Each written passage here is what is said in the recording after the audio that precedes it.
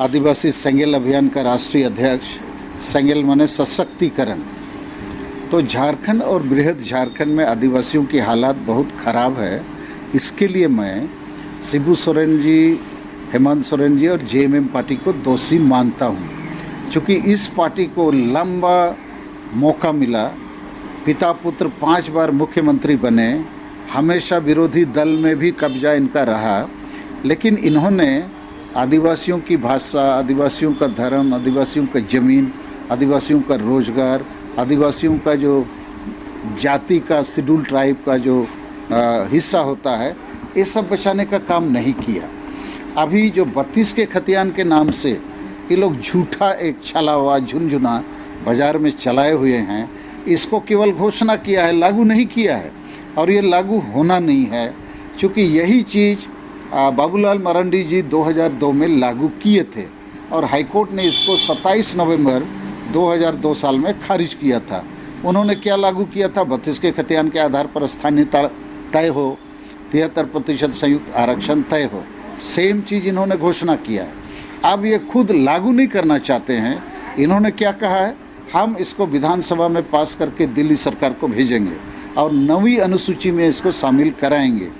तो 9वीं अनुसूची जो है वो लैंड रिफॉर्म्स, भूमि सुधार कानूनों को उसमें शामिल किया जाता है। ये स्थानीयता, आरक्षण आदि का कानून वहाँ नहीं जाता है। लेकिन इस सरकार को, हेमंत सोरेन को पता है कि ये कानून किसी भी कोर्ट में नहीं टिकेगा। इसीलिए बैकडोर से कि कोर्ट को अवॉइड करते हुए हम दिल्ली को जिम्मा ठोक देंगे कि हमने तो कर दिया घोषणा, आप समझो। आप तो कहने का मतलब है, आप झारखंड के मुख्यमंत्री हैं, स्थानीय नीति तय करना, आरक्षण तय करना, रोजगार की नियोजन नीति तय करना राज्य का विषय है। तो आप अपनी जिम्मेदारी को दिल्ली में ठोक देना चाहते हैं और सोचते हैं कि वो करे या नहीं करे, हम तो जनता को बोल देंगे हमने तो किया है। तो हम इसको एक्सपोज करेंगे।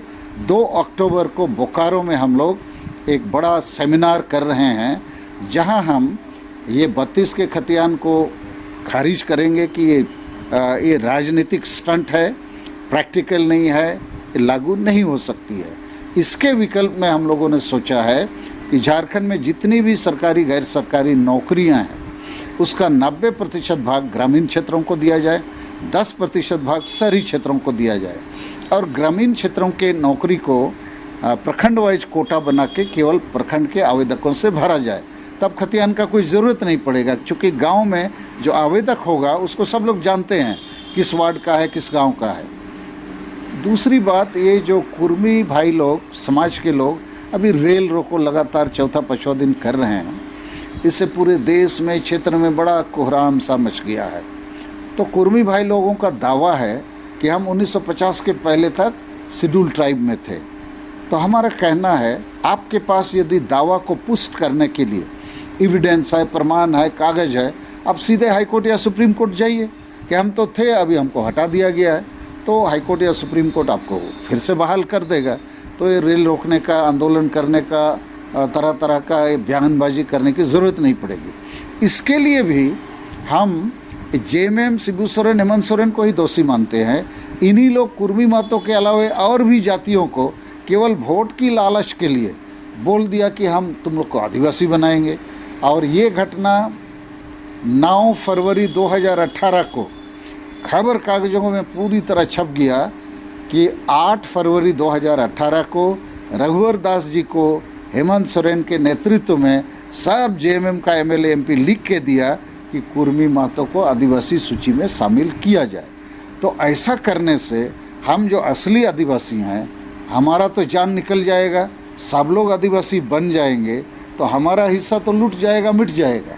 तो इसके लिए भी हेमंत सोरेन को हम जिम्मेवार मानते हैं। और तीसरी बात कि पूरे देश में नरेंद्र मोदी जी और विदेश में भी उसका डंका बज रहा है। अब कुछ लोगों को पसंद हो ना पसंद हो, लेकिन नरेंद्र मोदी जी पूरे देश में एक बड़े नेता हैं, दुनिया में भी बड़े नेता हैं। लेकिन झारखंड में इस बड़ी पार्टी का झारखंड में लेकिन हवा फुस हो जाता है। इस झारखंड में बीजेपी के जितने नेता हैं या पार्टी हैं, ये शिबू सोरेन, हेमंत सोरेन और जेएमएम को टक्कर नहीं दे पा रहे हैं। यद्यपि यहाँ बाबूलाल मरांडी, अर्जुन मुंडा, जोएल उरांव, कड़िया मुंडा और बहुत सारे नेता हैं, लेकिन लगता है ये हेमंत सोरेन, शिबू सोरेन और जेएमएम के टक्कर में खड़े होने के काबिल अपने को नहीं बना पा रहे हैं। उनमें वो आत्मविश्वास नहीं है। ये शिबू सोरेन और हेमंत सोरेन जेएमएम तुरंत बोल देता है बीजेपी का दलाल है, झारखंड आंदोलन नहीं किया, हम लोग लड़ाई लड़े ज़मीन का, हम लोग लड़ाई लड़े उसका, तो ये बेचारे चुप हो जाते हैं। जबकि जेएमएम पार्टी ने शिबू सोरेन के नेतृत्व में 1993 में 3.5 करोड़ रुपयों में नरसिम्हा राव के हाथ झारखंड को बेचा है। तो झारखंड को अभी भी बेच रहे हैं, एक खनिज के रूप में, बालू के रूप में, कोयला के रूप में, नौकरी के रूप में, ज़मीन के रूप में। भाषा बेचना है, धर्म बेचना है, और 2 खास धर्म मुसलमान और ईसाई बने आदिवासी। ये लोग राजनीतिक रूप से बीजेपी के डर से सीधे कांग्रेस या जेएमएम के छत्र छाया में चले जाते हैं।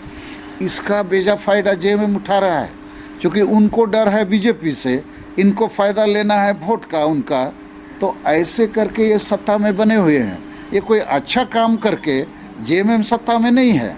आदिवासी सरना धर्म, हम लोग जो प्रकृति पूजक धर्म हैं, हमारे साथ बहुत नाइंसाफ़ी कर रहे हैं, अन्याय अत्याचार शोषण कर रहे हैं। केवल सत्ता के लिए, वोट और नोट के लिए ये सत्ता में हैं। इनके पास आदिवासी एजेंडा नहीं है। ये आदिवासी समाज के उत्थान के लिए जेएमएम पार्टी राजनीति नहीं करती है।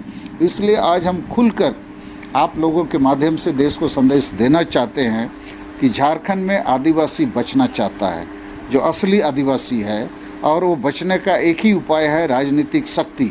तो जेएमएम के राजनीतिक विकल्प के रूप में नरेंद्र मोदी जी को झारखंड में बीजेपी को ठीक करना होगा, सही आदिवासी नेता को सामने लाना होगा।